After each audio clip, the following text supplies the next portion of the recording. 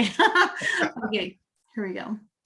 Hey everyone, it is Kiki Garcia. Thank you so much for joining me for another episode, and thanks for subscribing to my YouTube page as well. So Oscars are happening this weekend. I'm super excited.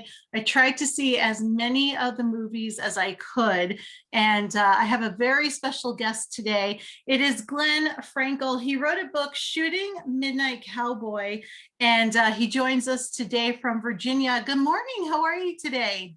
Good morning. I'm just fine. Looking forward to Oscar weekend.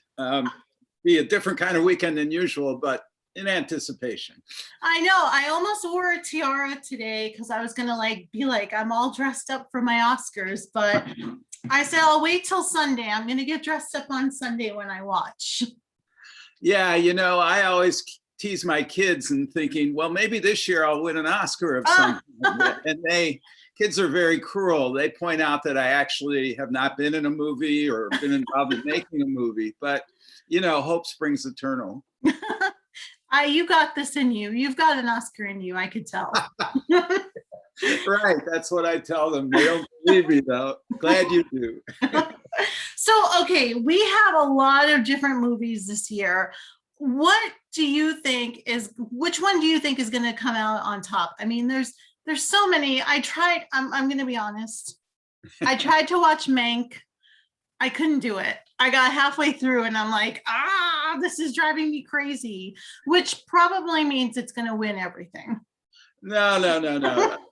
We're different generations. You know, I loved Mank because I love Citizen Kane and I'm fascinated by what Hollywood looked like and sounded like in that era. But I have to say, I mean, I hate to predict anything when it comes to Oscars, but I don't think Mank is going anywhere. It's beautifully made, it's beautifully acted, has some flaws, but nonetheless, and you sort of put your finger on it, it doesn't really appeal to the audience that the Oscars are really trying to engage with. Mm-hmm. So it's hard for me to see Mank doing this. It's also hard for me to see The Trial of the Chicago 7, another movie I loved. But I think it speaks only to it speaks more to my sort of baby boomer generation, and that's all well and good, but that's not where Hollywood's trying to go at the moment. Okay, I'm so glad that you brought that up because even before Oscars, that movie was something that was on my list. Oh, I want to watch it. Sasha Baron Cohen, I think he's such a hidden gem. I think he is an extraordinary actor. And yeah. I think like Borat, which is extraordinary in its own way, kind of gets in the way of his brilliance or people realizing his brilliance. I tried to watch that movie and I was like, what? I mean, again, I probably didn't even know what it was about in the first place, which is sad. I am almost embarrassed to say that, but I just couldn't get into it at all. Well, I mean, I agree with you about Sasha Baron Cohen. I mean, I think Borat is one, aspect of his greatness. He's an extraordinary actor and a great filmmaker, and the Trial of the Chicago 7 really shows him his brilliance in an interesting way. And I wouldn't be surprised if he sort of hijacked Best Supporting Actor, which he's been nominated for that. That's a possibility, I think, especially because two of the very talented African-American actors from Judas and the Black Messiah, that's Lakeith Stanfield and Daniel Kaluuya, they may cancel each other out just because they're both competing for it.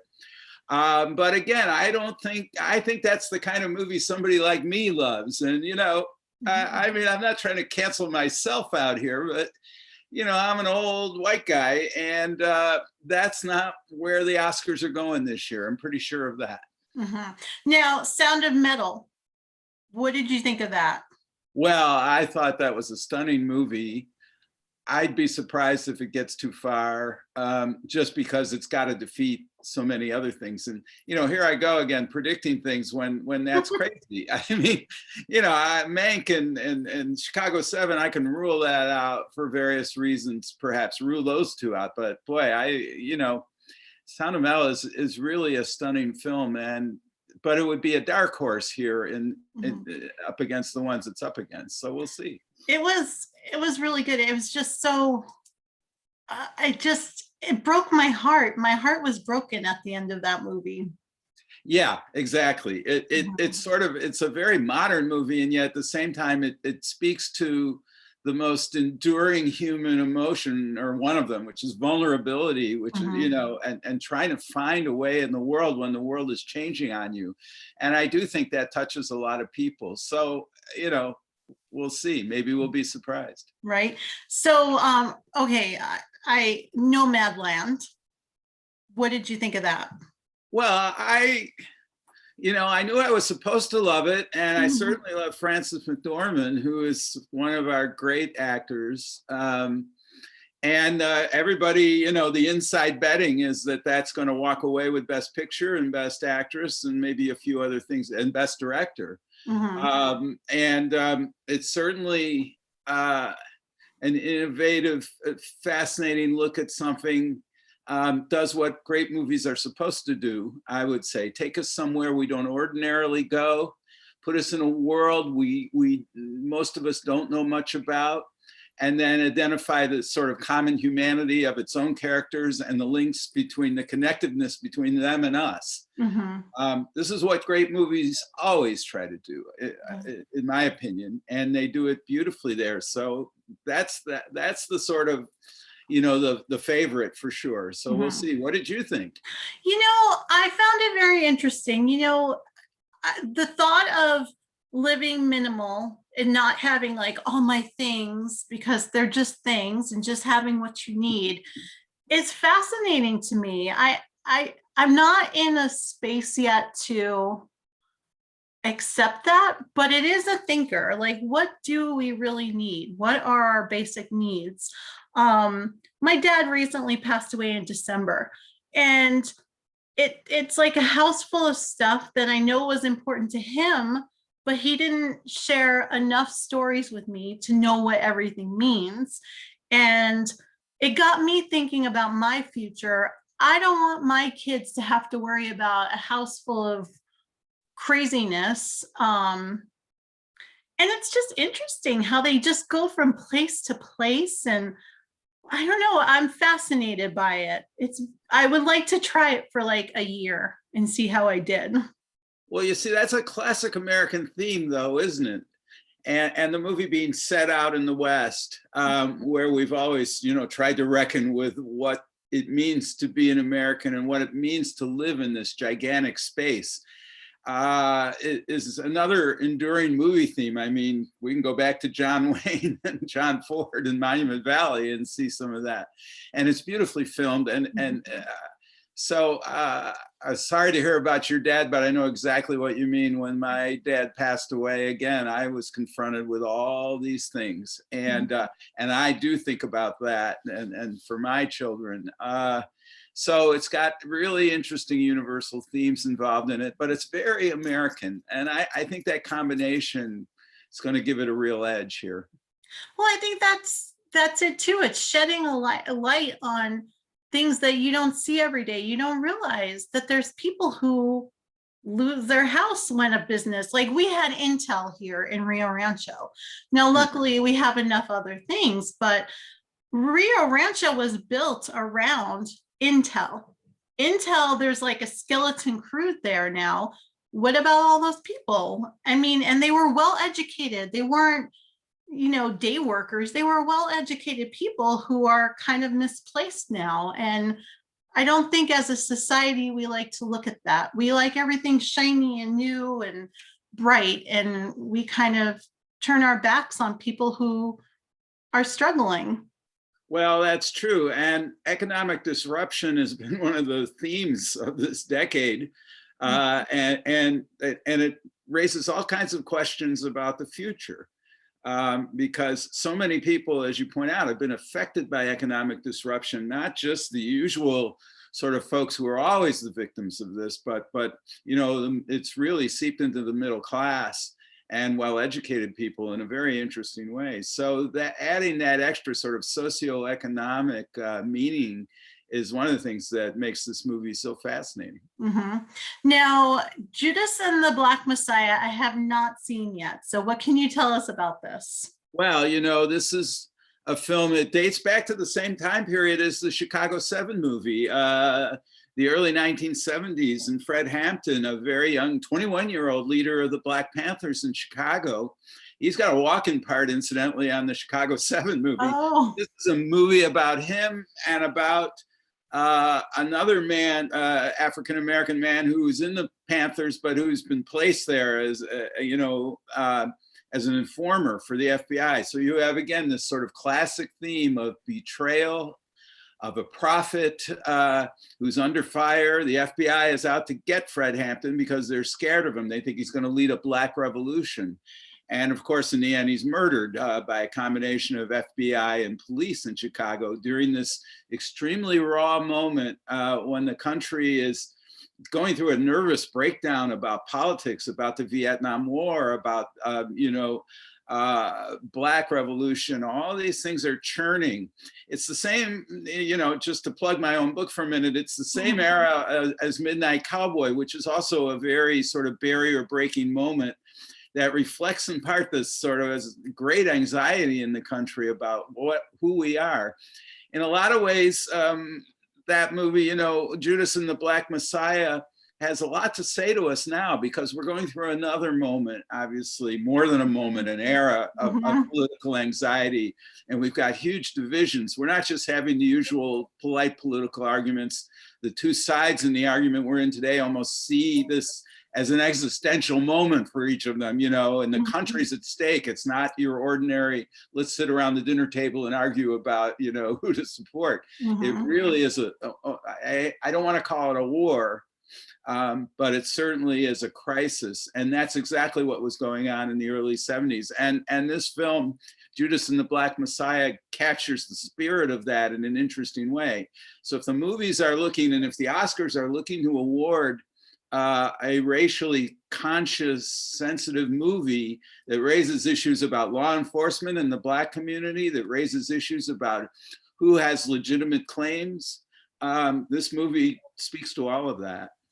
Well, I plan to watch it. I was thinking of actually watching it tomorrow because I love to try to get all of the Oscar movies in before the big show. Sure, so, I know what you mean.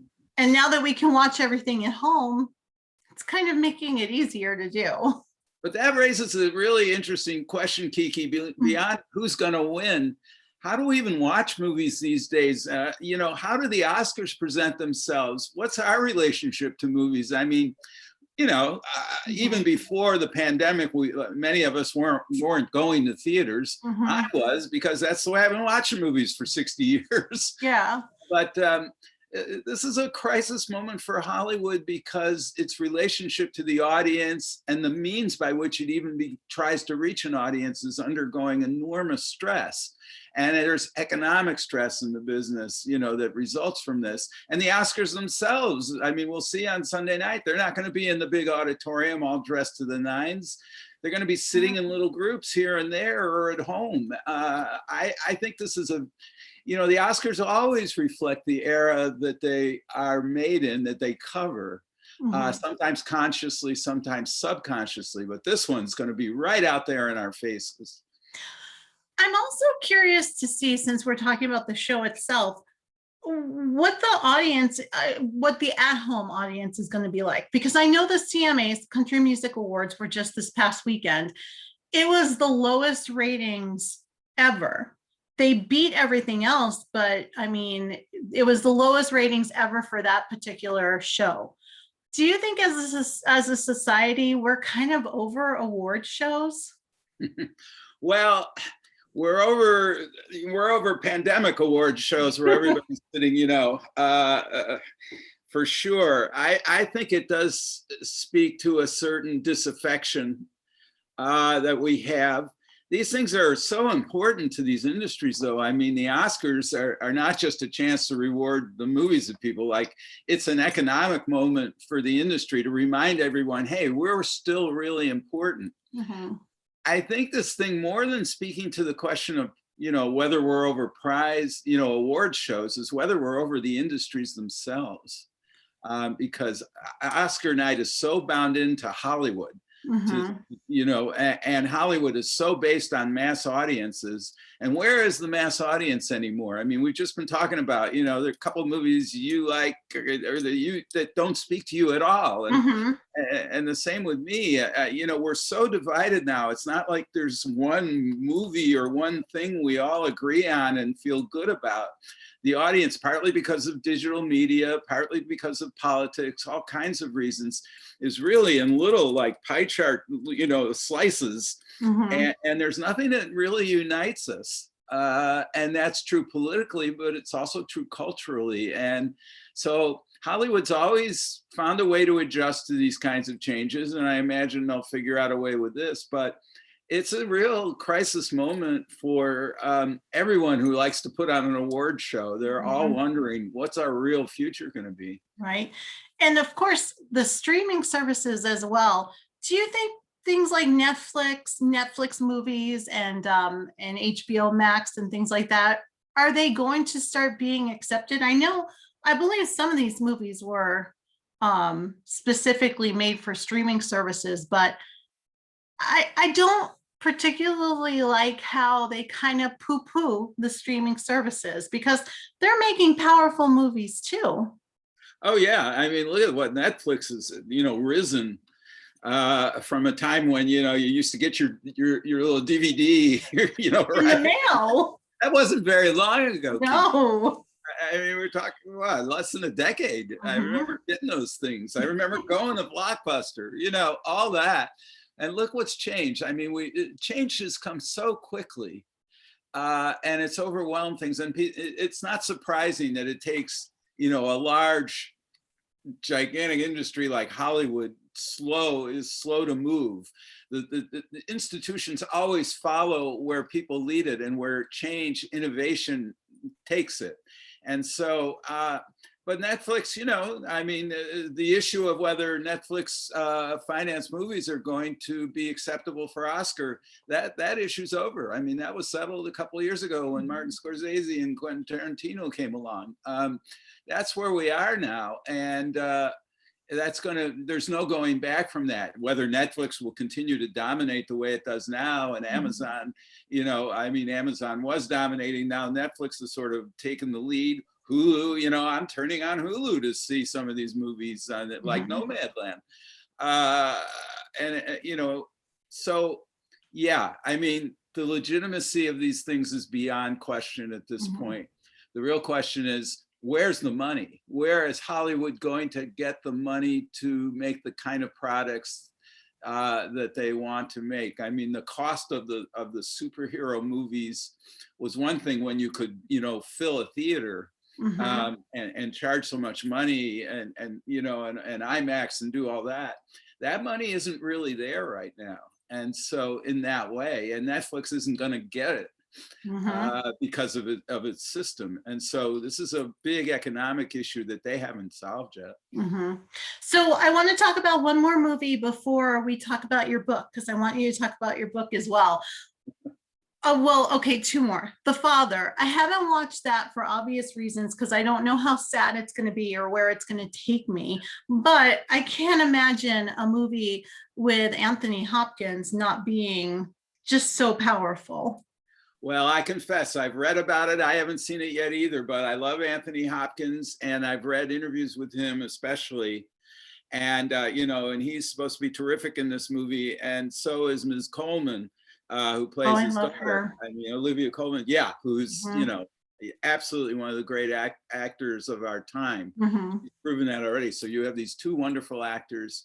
You have a very poignant, scary, in some ways, anxious movie about a man nearing the end of his life, going through and not being able to size up reality from what's in his mind. And at the same time, of course, that's how it plays out for the audience here. So I'm looking forward to seeing that movie a lot. I can't see it being a winner in Oscar terms, especially with what it's up against. But nonetheless, that's the kind of movie I really want to see, probably more than any other on this list. But it reminds you of how old I am, you know. Now.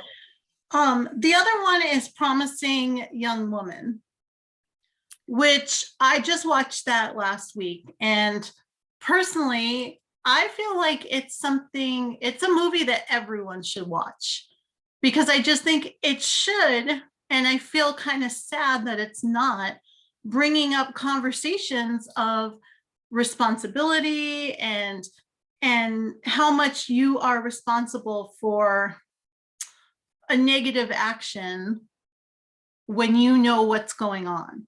And I just wish it would get a little bit more spotlight. Well, it definitely speaks to something very important, you know, in our society and into relationships and gender, and those, I mean, those issues couldn't be any more important than they are right now. Just reading this week about, in my world, you know, book writing world, what's happening to the biographer of the new Philip Roth biography, who's being accused of sexual assault. And, you know, this goes on, and it's very important. Carey Mulligan is one of my absolute favorite actors. I mean, she is always good. And she brings something, I gather, very special to this film. But, you know, there's so many, it's such a politically charged year, and so many films that really demand our attention, that I guess Promising Young Woman is going to get a little bit lost in the way. But however, it's still around. That's the other great thing. And because we have all our streaming services, people who care about this kind of thing are going to have a chance to see this movie for a long time. And like, you know, like me, I'm planning to watch it, but I won't get it in before Sunday. Right. But this is definitely on my list. I'll watch anything with Carey Mulligan for one thing. This movie particularly, it's a dark horse here, but it's got a lot on its mind that's pretty important.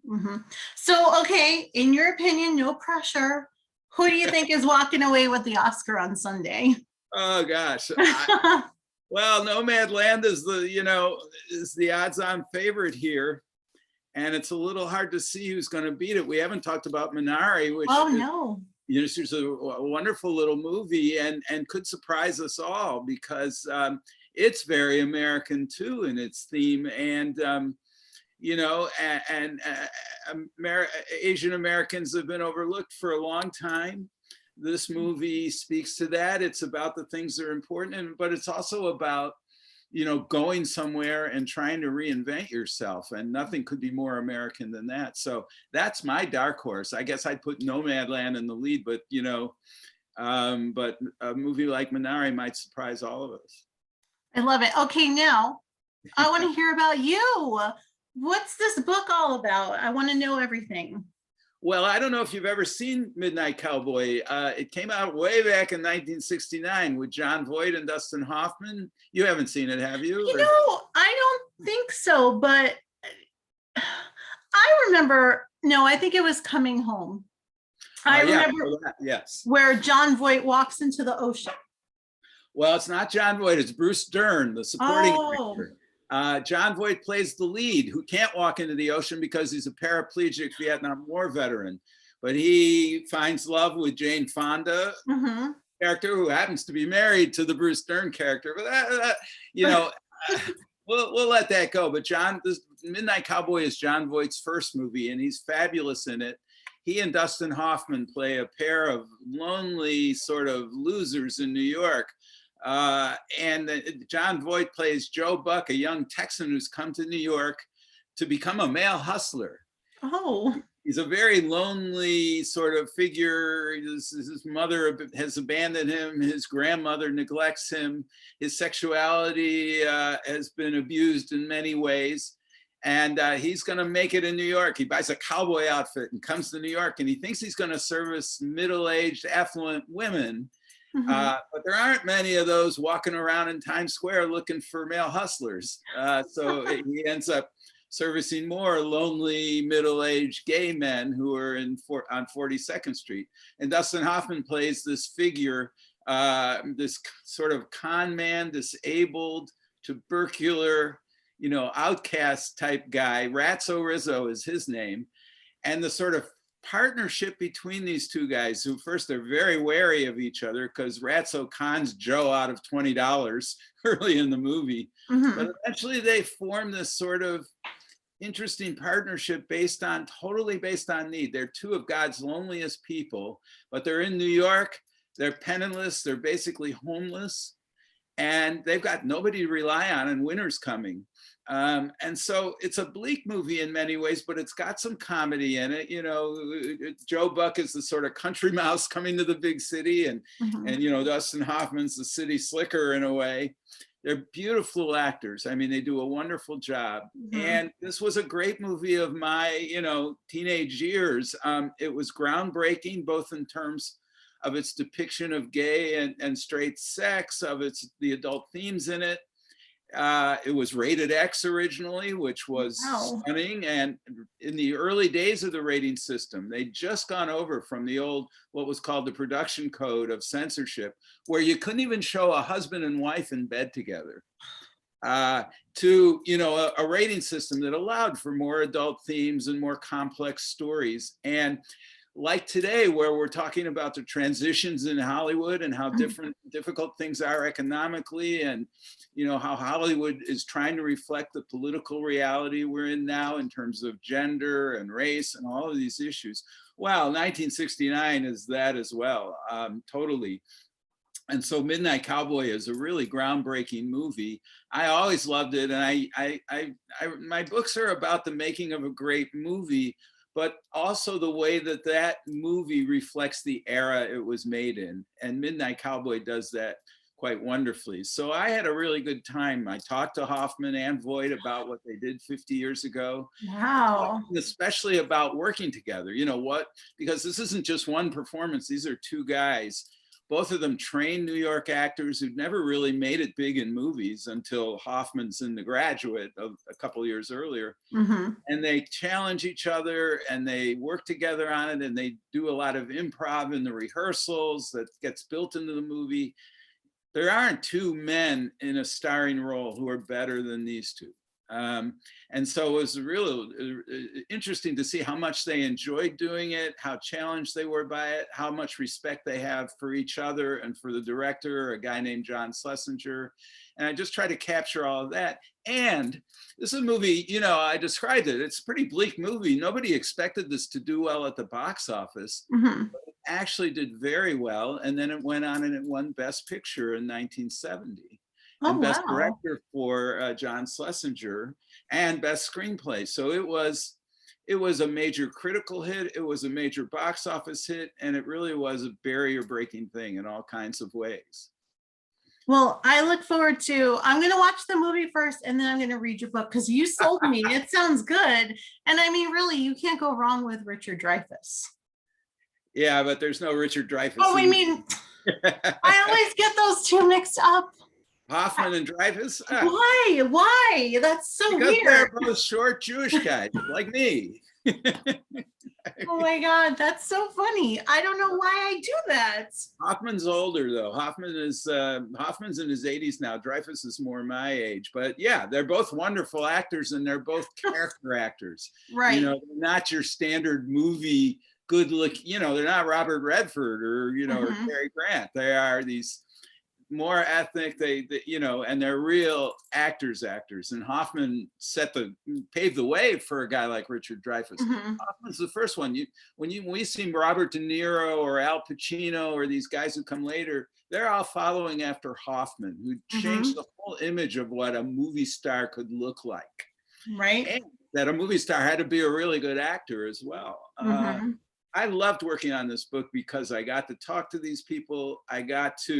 There's so many talented people involved in the making of the movie, and it really is a great movie and a little bit overlooked. I mean, I think a lot of people from your generation have not seen Midnight Cowboy. Some of them have probably not even heard of Midnight Cowboy. And, you know, I don't want to, I'm not making the case, oh, movies were so good then, you know. The list of movies we just went down today, these are wonderful films also. And, but Midnight Cowboy has a lot to say to us also, I think, in many ways. So yeah, I hope you'll watch it, and then I hope you'll read the book. That sounds like a great idea. I will. And I hope you join me again, because this was fun. Well, Kiki, I'm glad you're doing this. I mean, I think it's a great idea, and you know a lot about movies, and you're not afraid to talk about what you like and what doesn't move you. And Mhm. movies are so personal, aren't they? In the They end, really are. yeah, they still are. I mean, I grew up in an era where movies were the thing. You know, that's what we did. We went to every new movie. Mhm. I don't think people are doing that now in the same way. There's so many competitive, media and things for our time and our attention. But I still find movies to be one of the most intimate popular culture things you can do, and still it's worth doing. It's worth talking about. So I'm glad you're doing this. So do you have a website that people can go to? I do. It's www.glennfrankel, GLENNFRANKEL.com, and you can read about the book there. And I have a lot of buttons for Amazon, but also for local independent bookstores where you can order Nice. the book, and there are photos from the movie. I mean, there's a lot you can see there. I love it. Well, thank you so much for joining us today, and we're going to talk soon. Okay, great. Nice to be here. Take care. Thanks. Bye-bye. Bye.